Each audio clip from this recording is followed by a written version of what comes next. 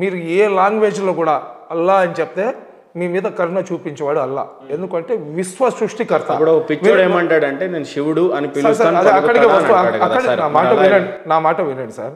స్టార్టింగ్లో మీరు వచ్చినప్పుడు సమీ గారు మీరు బాగుండారా, మీ ఆరోగ్యం బాగుందా, మీ మీ బాడీ మొత్తం బాగుందా అని చెప్పినారు. నేనేం చెప్పానంటే ఖచ్చితంగా నేను బాగున్నాను సార్, ఆ అల్లా చల్లని ఆశీస్సులు, ముక్కోటి దేవుళ్ళ ఆశీస్సులు, యేసు ప్రభు యొక్క ఆశీస్సులు ఉన్నాయని చెప్పినాను. మీ ముక్కోటి దేవతలు అని చెప్పలేదు. ఎందుకంటే నేను అనుసరిస్తున్న ఇస్లాం ధర్మం ప్రకారము ప్రపంచంలో ఉన్న ప్రతి ఒక్కరు కూడా ఆదం హవ్వ మొదటి జంట యొక్క సంతానం. మా అనేది ఈ శరీరాలకు వచ్చింది, కానీ ఆత్మలకు అన్నిటికీ కమాండింగ్ చేసే పరమాత్ముడు ఒక్కడే. ఆ పరమాత్ముడు అల్లా అని మేము విశ్వసిస్తాం, మీరు మీకు నచ్చిన వాళ్ళని మీరు విశ్వసిస్తారు. ఇది డిసైడ్ అయ్యేది ప్రళయం వచ్చిన రోజు. ఎవరు రైట్ ఎవరు రాంగ్ అనేది ప్రళయం వచ్చిన రోజు ఇదవుద్ది. రెండోది ఏంటంటే ఖురాన్ గ్రంథం అనేది దానికి ఆథర్ ఎవరు లేరు. ఖురాన్ గ్రంథానికి దానికి author there is no author. దాని ఆథర్ ఎవరంటే అల్లా సుబ్హానహు వ తఆలా.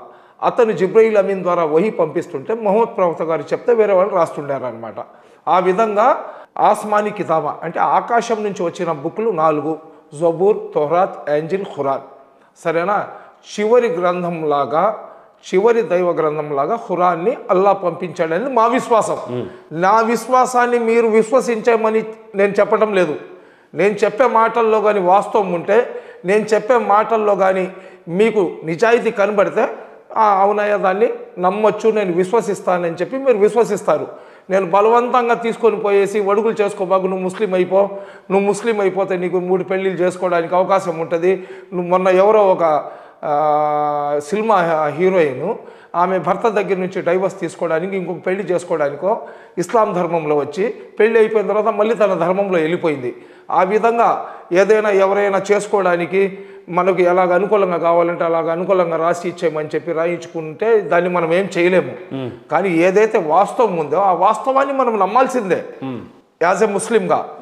అయితే అల్లాకు 99 పేర్లు ఉన్నాయి. అల్లాహ్ను ఏమంటే యా రహీమ్, యా కరీం, యా సత్తార్, యా గఫార్, యా రబ్బుల్ ఆలమీన్, తూ కరం కర్, తూ రహం కర్ అని చెప్పి చెప్పుకుంటుంటారు. సరేనా? ఏ పేరుతో పిలిచినా కానీ పిలిచేవాడు అల్లా. కాబట్టి అల్లా పేర్ల గురించి ఇక్కడ డిస్కషన్ అయితే ఏం లేదు. ఇంకపోతే దేవుళ్ళ గురించి మీరు మాట్లాడుతున్నారు. ఖచ్చితంగా మీ హిందూ మైథాలజీ ప్రకారము దేవుడు అంటే మీరు ఏ కష్టంలో ఉన్నా, మీకు ఏ ఆపద వచ్చినా, మీకు ఏ నష్టం జరుగుతున్నా తను ఆ ఆపదలో నుంచి, ఆ కష్టంలో నుంచి, ఆ నష్టంలో నుంచి మిమ్మల్ని రక్షించేవాడినే మీరు దేవుడు అనుకుంటారు. అంతేనా? మమ్మల్ని సృష్టించిన వాడు దేవుడు అనుకుంటారు. సృష్టించిన వాడే కదా రక్షించేది. కష్టంలో నష్టంలో మీరు అనారోగ్యంగా ఉన్నా ఏదైనా కానీ ఎవరైతే మీకు సృష్టించినాడో, ఎవరైతే వాటిలో నుంచి మీకు రక్షిస్తాడో, ఎవరైతే నరక అగ్నిలో నుంచి మీకు స్వర్గానికి తీసుకొని వెళ్తాడో, స్వర్గం అనే పదం మీద మీకు నమ్మకం ఉంటే మీకు అక్కడికి తీసుకొని వెళ్తారు, వాడిని మీరు దేవుడు అనుకుంటారు. రైట్. వినండి సార్, నా విశ్వాసం, నా నమ్మకం ఏంటంటే వీటన్నిటిలో నుంచి నన్ను కాపాడేవాడు అల్లా సుబ్హానహు వ తఆలా. అల్లా సుబ్హానహు వ తఆలా ఈ సృష్టించిన తర్వాత మొదటి ప్రవక్తలాగా, మొదటి జంటలాగా ఆదం హవ్వాని పంపించినారు. వాళ్ళకిద్దరికి పుట్టిన సంతతి మేమందరం కాబట్టి మా అని నేను చెప్పటం లేదు. సిరాజ్ గారు ఆపాదించినటువంటి ఏ 6 ప్రశ్నలకైనా సరే చెప్పండి సార్, ఖచ్చితంగా ఆయననే సమాధానం ఇచ్చుకోవాలి. ఇది ఇంతటితో ఆగుతుందని అయితే నేను ఎట్టి పరిస్థితులు అనుకోవట్లేదు. కారణం ఏంటంటే జరిగి 15 రోజులే అయింది. చేరాల్సిన చోటికి అది చేరుతూనే ఉంది. ఖచ్చితంగా ఇప్పుడు కూడా మీరు గంట పాటు మాట్లాడారు. వీటన్నిటి గురించి చూసిన వాళ్ళు ఏ రకంగా మిమ్మల్ని నన్ను ఏ రకంగా ఆపాదిస్తారో, ఈరోజు సమీ వచ్చాడు, రేపు ఇర్ఫాన్ పఠాన్ వస్తాడు, ఎల్లుండి యూసుఫ్ పఠాన్ వస్తాడు, ఇంకోళ్ళు వస్తారు కావచ్చు. నా దృష్టికి నాకు తెలియదు. ప్రశ్నించడం వరకు నా వరకు ఉంది. ఇది నా సొంతం కాదు. సపోజ్ గడిచినటువంటి 100 రోజుల పాలన చంద్రబాబు నాయుడుది ఎలా ఉంది అని నేను అడిగితే చంద్రబాబు నాయుడు వచ్చి నన్ను కొట్టాలా? కాదు కదా. అవును. గడిచిపోయినటువంటి వైఎస్ జగన్మోహన్ రెడ్డి గారి పాలన ఏ రకంగా ఉంది అని అడగడానికి ఖచ్చితమైన ఆథెంటిక్ డ్యూటీస్ ఇప్పుడు ఎవరి డ్యూటీస్ వాళ్ళకు ఉన్నాయి. ఒక మసీదుకి పోతే, ఒక దర్గాకి పోతే అక్కడున్న పెద్ద ఆయన ఏ పని చేయాలో అదే పని చేయాలి. సో మాకు అట్లాంటి డ్యూటీస్ అని అనుకోండి. ఇప్పుడు కొన్ని డ్యూటీస్ మీ మీద కూడా ఉన్నాయి. చెప్పండి సార్. చాలా ఓపెన్గా నేను అడుగుతాను, మీకు తెలిసింది మీరు ఖచ్చితంగా చెప్పండి. సిరాజ్ గారికి సంబంధించిన వాటికి సిరాజ్ బై ఆపాదించిన విషయాలన్నీ కాసేపట్టు నేనైతే మీరు చెప్పేశారనే భావిస్తూ ఉన్నా. సార్ ఒకటి సార్, సిరాజ్ ఇస్లాం ధర్మంలో వచ్చాడు. అతను ఇస్లాం ధర్మంలో లేకపోయినా కానీ అతను ఇస్లాం ధర్మంలో లేకపోయినా కానీ ఇస్లాం ధర్మంలో వచ్చి ఉన్నాడు, నేను ముస్లిం అంటున్నాడు. అతను ముస్లిం కాకపోయినా కానీ ఎవరైనా సరే తెలిసి తెలియకుండా ఈ మాటలు కానీ చెప్పి ఉంటే మేము అల్లా దగ్గర ఒకటే దువా చేస్తాం, యా అల్లా అతని తప్పుని క్షమించు, అతనికి సరైన మార్గంలో పెట్టమని చెప్పి. అంతకు మించి మనం ఏం చేయలేము.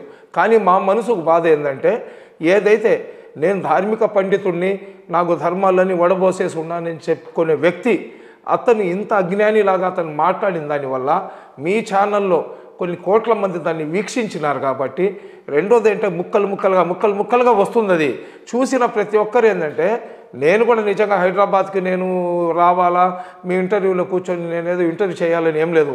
నేను కూడా సయ్యద్ సమీ హుసేన్ అఫీషియల్ అని ఒక ఛానల్ పెట్టుకుని ఉన్నాను. నా వీడియోలు నేను పెట్టుకుంటా, నాకు ఫాలో అయ్యేవాళ్ళు నా వీడియోలు చూసుకుంటారు.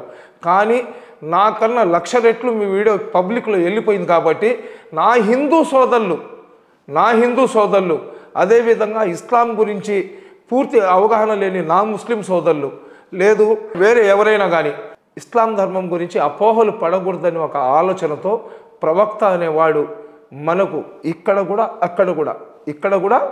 అక్కడ కూడా రక్షించేవాడు మా ప్రవక్త. కాబట్టి ప్రవక్త యొక్క గొప్పతనం ప్రజలకి తెలియజేయాలనే ఉద్దేశంతో మీ మాధ్యమం ద్వారా ప్రజలకు వెళ్ళాలని ఇక్కడికి వచ్చినాం. కానీ మహేందర్ గారి మీద మేమేదో జోర్ జబర్దస్తి చేయడానికో గుండాగిరి చేయడానికో రాలేదు. కానీ మిమ్మల్ని చూడగానే నాకేమనిపించిందంటే, అరే ఒక మంచి వ్యక్తి సిరాజ్ మీద ఇతను కేకలేస్తూ ఎగిరెగిరి దూకేస్తున్నాడే, సిరాజ్ని మాట్లాడే అవకాశం ఇవ్వకుండా ప్రశ్నలు వేశాడని చెప్పి సిరాజ్ ఇంటర్వ్యూలో చెప్పినాడు కదా, ఏందనేది ఆ కోపం ఉండింది. కానీ ఇప్పుడు మీరు నాతో ఇంటర్వ్యూ చేసిన తర్వాత ఆ వీడియోస్ ఏదైతే మీరు ఆ వీడియో చాలాసార్లు మేము చూసినాం. కానీ ఆ కోపంతో చూసినాం కాబట్టి అక్కడ మనకు అనిపించలేదు. కానీ ఇక్కడ ప్రశాంతమైన వాతావరణంలో మేము చూసినాం కాబట్టి అతనికి క్వశ్చన్ వేసిన తర్వాత 3కి 4 సార్లు మీరు అతనికి అవకాశం ఇచ్చినారు. నేను చెప్తున్నాను, నిన్ను అడుగుతున్నాను, నువ్వు కరెక్టా కాదా అని చెప్పి. అలాంటప్పుడు కౌన్ బనేగా కరోడ్పతిలో అమితాబ్ బచ్చన్ చెప్తాడు, లాక్ కరుంగా అని చెప్పి. ఆ విధంగా లాక్ చేసేయమంటారని మీరు అడిగి అతనికి అవకాశాలు ఇచ్చినారు.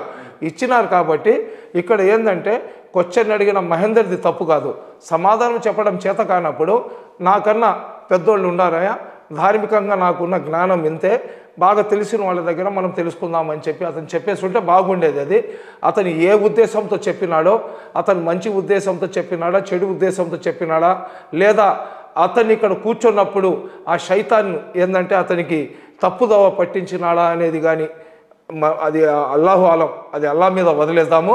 తప్పకుండా మీరు అల్లా దొంగ వాళ్ళని వాళ్ళ పడదలు తీసేస్తారు, వేషం వేసి నటించే వాళ్ళని అన్నారు. అవునండి, తీసేసిన సైతాన్ పక్కదోవ పట్టించింది అని అన్నారు. అదే సైతాన్ ఆయన పక్షాన దేవుడు నిలబడ్డా, సైతాన్ నిలబడ్డా? ఇప్పుడు అతని చేత సైతాన్ ఈ మాటలు చెప్పించి ఉండొచ్చు. అల్లా మా చేత చేసిన తప్పుకు సిరాజ్ క్షమాపణ కోరుకోమని చెప్పి మా చేత చెప్పించి ఉండొచ్చు. అలాగనుకుంటున్నాను. అతను తెలిసి తెలియకో, ఇప్పుడు వీడియోస్ అనేది రికార్డెడ్ ఎవిడెన్స్, అది దాంట్లో మీరు కట్ చేసి మార్ఫింగ్ చేస్తే నిమిషంలో తెలిసిపోద్ది. రెండోది ఏంటంటే, మహేందర్ అనేది ఏదైతే సిగ్నేచర్ స్టూడియో మహేందర్ అనేది అదేదో మా టీవీలో పాత రోజుల్లో 12 గంటల తర్వాత మంచాలు కదిలినట్లు, తూనిగా పోయి పువ్వు మీద కూర్చున్నట్లు అట్లాంటివి పెట్టుకొని బూతు బొమ్మలు ఇచ్చేసుకొని ఏదో నెలకు ఒక 10,000 15,000 మానిటైజేషన్ డబ్బులు వస్తే సరిపోద్దని చేసుకొని ఛానల్ ఏం కాదు. మహేందర్ దీంట్లో సంపాదించుకొని కోట్ల ఆస్తి తీసుకొని భుజం మీద పెట్టుకొని పోవాలనే మనస్తత్వం ఉన్న వ్యక్తి అనేది కూడా నాకు కాదు. మీతో నాకు తక్కువ పరిచయాలు అయినా కానీ మీరు దుబాయ్కి వచ్చినప్పుడు దుబాయ్లో మీకున్న అరబ్బులతోనే మీకు టచెస్ ఉన్నాయి. నా కొడుకు ఏంటంటే మీతో చాలా క్లోజ్ అసోసియేట్గా ఉంటాడు కాబట్టి వాడు మీ గురించి చెప్పినవి కొన్ని నా మైండ్లో ఉన్నాయి.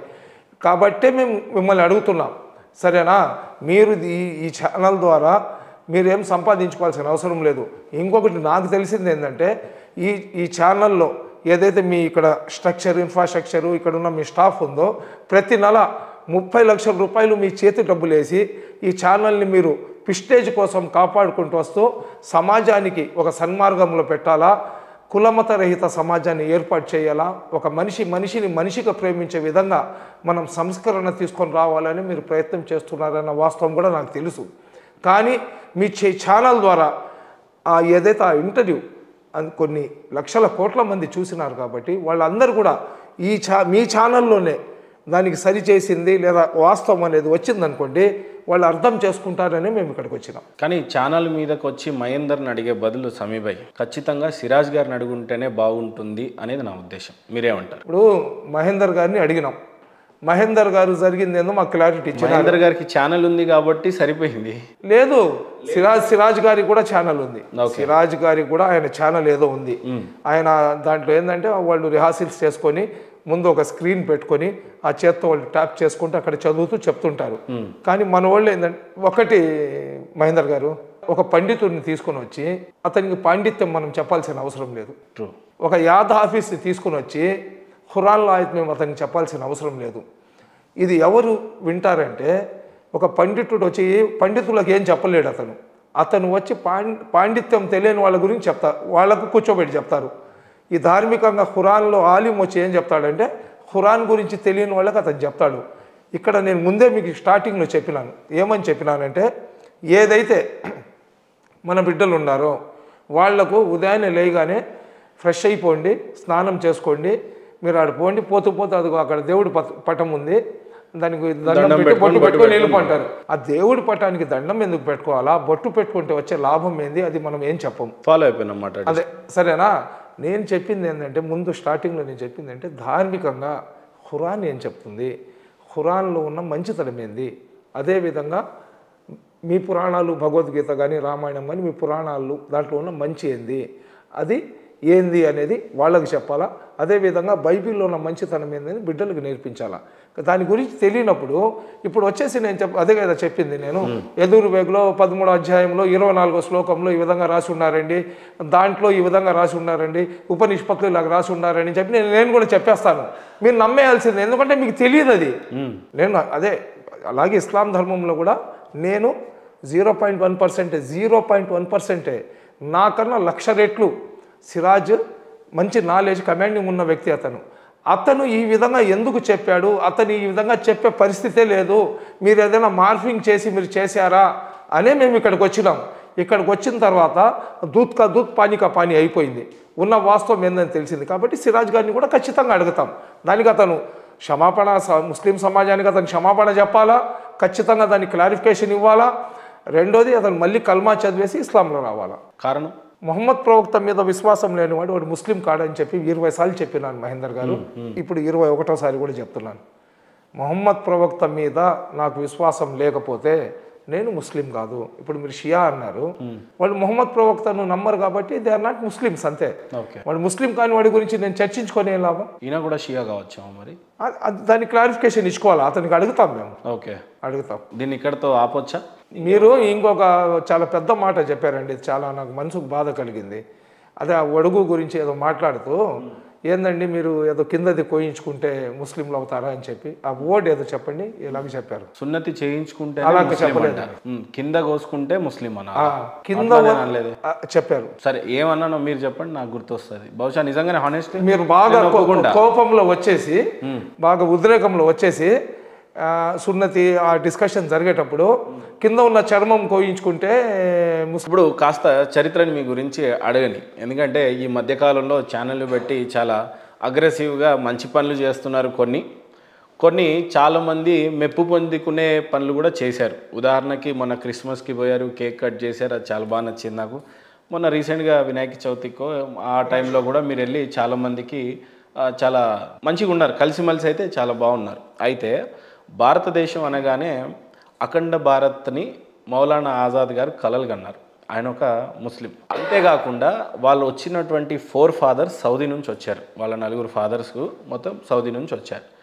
అలాంటి వ్యక్తి అఖండ భారత్ని కోరుకున్నాడు.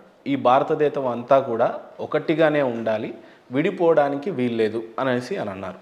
భారతదేశంగానే ఉండాలి, ముస్లింగా విడిపోయిన తర్వాత ముస్లింలో ఉన్నటువంటి కలహాల వల్ల డెవలప్మెంట్కి ఏమన్నా ఇబ్బంది వస్తుందేమో, అన్నదమ్ములుగా ఒకే సంతతి. ఈవెన్ అయినా ఒక వేదిక మీద, నేను వికీపీడియాలో చదివిందే, ఒక వేదిక మీద ఏ రకమైన స్పీచ్ ఇచ్చాడు అని అంటే, భారతదేశంలో హిందువులు అనేక ఏళ్ల నాటి నుండి ఇక్కడ ఉన్నారు, మేము వచ్చి 1000 years అవుతుంది, 1100వ శతాబ్దంలో చెప్పినటువంటి ఆ వికీపీడియా బిట్ అనేది చదివారు. అఖండ భారత్ని కోరుకున్నటువంటి ఆ వ్యక్తియే మౌలానా ఆజాద్ గారే ఎడ్యుకేషన్ మినిస్టర్గా కూడా ఉండటం జరిగింది. ఆయన అఖండ భారత్ కోరుకున్నారు, బాగుంది. కొంతమంది అఖండ భారత్ కాదు, ఇక ఆయన ఏ భారత్ కోరుకుంటున్నాడో ఆయనకే తెలిసి ఉండాలి. మీరు సమీ హుసేనీగా అందరం బాయ్ బాయ్ అని అంటున్నారు, భిన్నత్వంలో ఏకత్వం అనే పదం మీ దగ్గర చాలాసార్లు ఉన్నా, దాని ఉద్దేశం ఏంటి? భారతదేశంలో ఈ అంతర్గత కలహాలు లేకుండా ఉండడానికి మీరు ఏ రకమైన చర్యలు తీసుకుంటారు? 3, ఈ రకంగా మాట్లాడేటువంటి వ్యక్తుల పట్ల 20 సంవత్సరాలు స్పేస్ ఇచ్చారు ఆయనకు, కానీ 20 సెకండ్లు కూడా మీరు సహించడానికి సిద్ధంగా లేరు. సో ఈ రకమైనటువంటి పరిస్థితులలో మీరు ఎట్లా స్పందిస్తారు? సార్, భారతదేశం అఖండ భారత్ అనేది కేవలం భారతీయుడిగా నేను ఏ మతమైన ఉండొచ్చు, అఖండ భారత్ మీరు చూడాలనుకోవట్లేదా? ఖచ్చితంగా సార్. అఖండ భారతదేశం లాగా ఏదైతే భారతదేశం ఉందో, భారతదేశానికి స్వాతంత్రం రాకముందు అఖండ భారతదేశం లాగా ఉండింది. అఖండ భారతదేశంలో ఉన్న హిందువులు ముస్లింల సోదర భావం, ఈ అన్నతమ్ముల అనుబంధం, ఒకడికి గాయమైతే ఒకడి కళ్ళలో వచ్చే కన్నీళ్లను చూసి బ్రిటిష్ వాళ్ళు భయపడిపోయేవాళ్ళు. బ్రిటిష్ వాళ్ళే ఈ కులాల మతాల మధ్య చిచ్చు వేసినారు.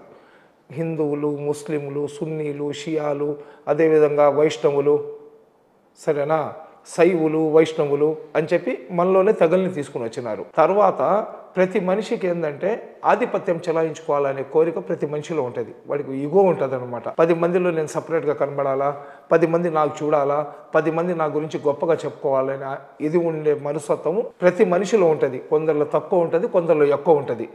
ఆ విధంగా ఆ రోజు మొహమ్మద్ అలీ జిన్నా ఏంటంటే భారతదేశానికి, అఖండ భారతదేశానికి నేను మొదటి ప్రధానమంత్రి అవ్వాలనేది అతని ఆలోచన, అతని ఆకాంక్ష.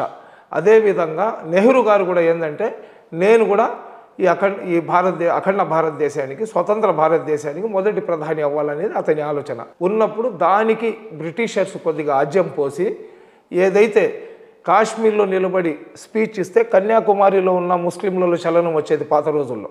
మైనార్టీ నాయకులు ఎవరైనా కాశ్మీర్లో ఒక స్పీచ్ కానిస్తే కన్యాకుమారిలో ఉన్న మైనార్టీ నాయకుడు కూడా అరే మా లీడర్ చెప్పాడరా, వాడి అడుగుజాడలు వాడి బాటలో మేము వెళ్ళాలరా అని చెప్పే భావన ఉన్న రోజులు ఆ రోజుల్లో.